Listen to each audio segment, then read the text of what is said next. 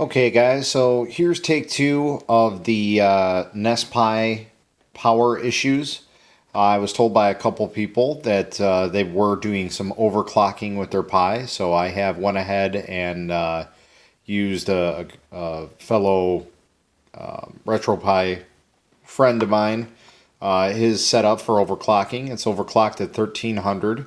So we're going to go ahead and turn this on. Right now all I have is just a fan hooked up to it. So there it is right there. So we're going to turn it on and see if we got any lightning bolt issues.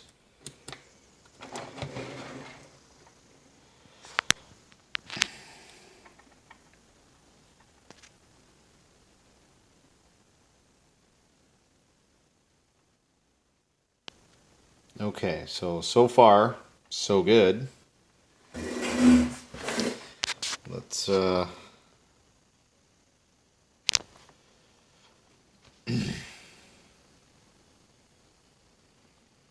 once we get to the screen, I do have a USB dongle connected for my CanaKit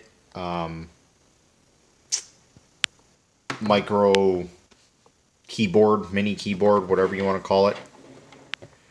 So that is hooked up there. So that's at least one thing that's hooked on. So we'll go to the typical Super NES. So we have some video playing, and I'll put the music on here. Okay, so we do have the audio hooked up to a speaker. And again, the monitor is being powered by itself. It's not powered by the Pi. The only thing that's attached to the Pi is the ribbon cable to go into it.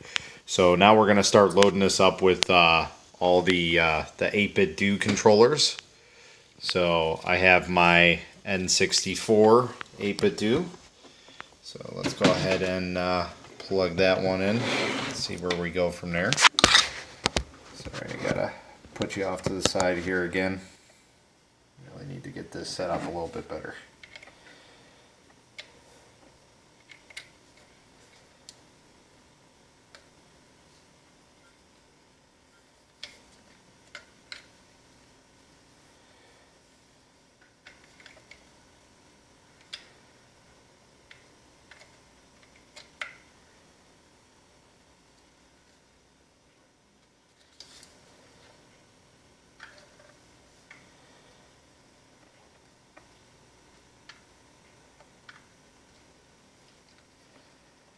Okay, so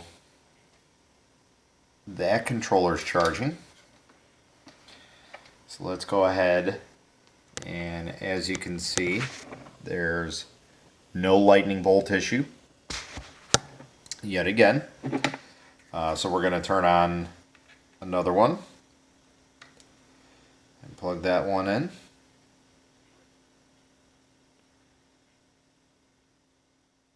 Okay, so now we have the SNES, or the Famicom style SNES. Still, again, no lightning bolt. We're going to plug in our Super NES gamepad. Okay, no lightning bolt still. And we're going to plug in our regular NES style one and have that charging.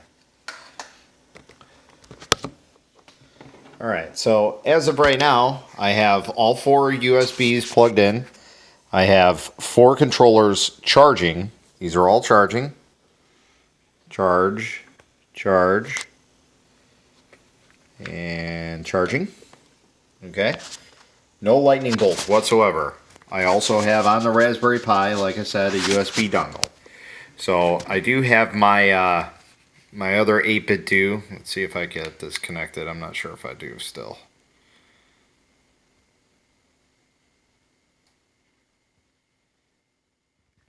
Yeah, you know what? This is on an older software, so I need to update it actually.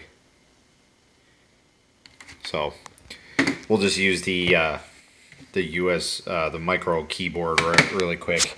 So we'll go into a game. I'll go into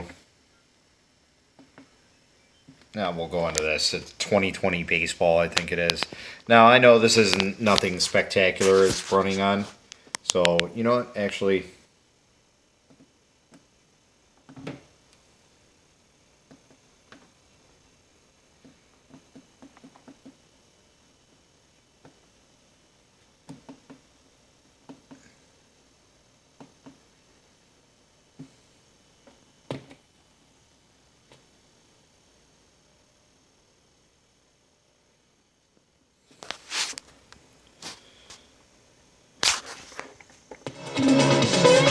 oop, my bad. Alright, so we're going to restart this and put the power back on. Okay, again, this is startup. Startup usually takes the most power out of anything. So let me, sorry about that. Let me take that out. Okay, so as of right now, there's no power issues. I have all these controllers hooked up. Again, I'm hooked into an extension cord, which is hooked into a power strip, which is hooked into another power strip, which is then hooked up into an extension cord, which is hooked up to a power strip. So again, we're losing as much power as I possibly can, and I'm still having no power issues. Again, this is on a 5.1 volt, 3 amp charger. Or actually, I'm sorry, it's not a charger. It's a power supply or AC adapter. Okay, so as of right now, it looks okay. This is going crazy because these controllers have an issue like that. So, as of right now, it looks like everything is going smoothly. So let's do a game that might take a little bit more power. Let's do, let's see here. Let's go to Super Mario Brothers. Or Super Mario Brothers.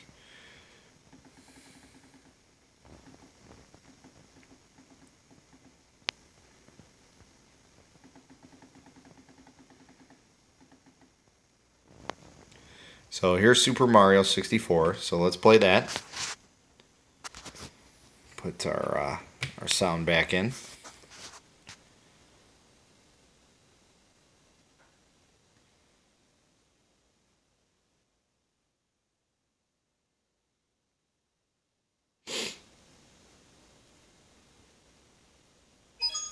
It's me, Mario. Hello. So it looks like it's running fine. Unfortunately, I didn't set up the correct controls for my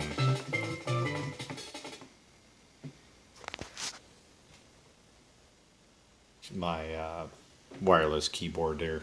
So, but as you can see, everything's working perfectly fine. I have no problems with the system, lightning bolt wise. As you can see, the system's a little glitchy now because I'm overclocked, but I mean that's how it is. And you know, just to be on that, you know, I've literally went through every single thing that I can possibly think of to get a power issue out of a Nespi case. This is a stock Nespi case. This isn't even my modded one. And I have no issues with it whatsoever. It's perfectly fine. So that's what I'm trying to get through to you guys is it has to be the power supply that you guys are using, because I've never had an issue with these new power supplies that I've been using. And I've been using them for probably about 3 months now, and I've done over 60 of these cases I've modded, and I check every single one once they come out of a box, and I start modding them. I check every single one to make sure there's no problems with the case, no voltage issues, nothing. And then I go ahead and I start modding them. So like I said, it's got to be an issue with your power supply, because that's the only feasible thing that I can possibly think of that is the issue. So I hope this gives you a little more insight that it is a power supply issue and not an Nespi case issue. I'll be honest. If you guys have a Nespi case that you think is a bad Nespi case, please, I will pay somebody, 35 bucks to get one of those cases here so I can test it out and verify that it is not the case. And once I do that, I hope you guys will learn that it is the power supply that is always going to be the problem and not the case. Thank you.